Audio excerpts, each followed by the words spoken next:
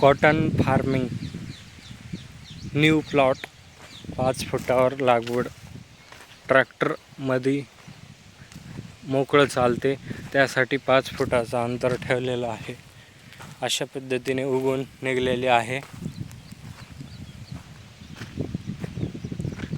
हे बघा नवीन प्लॉट.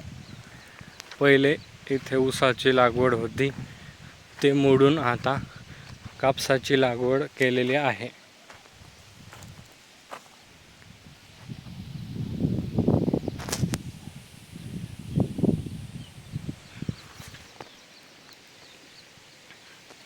कालच ट्रॅक्टर मारले आहे मोगडा. अशा पद्धतीने 2-1-2-1 लागवड केलेली आहे.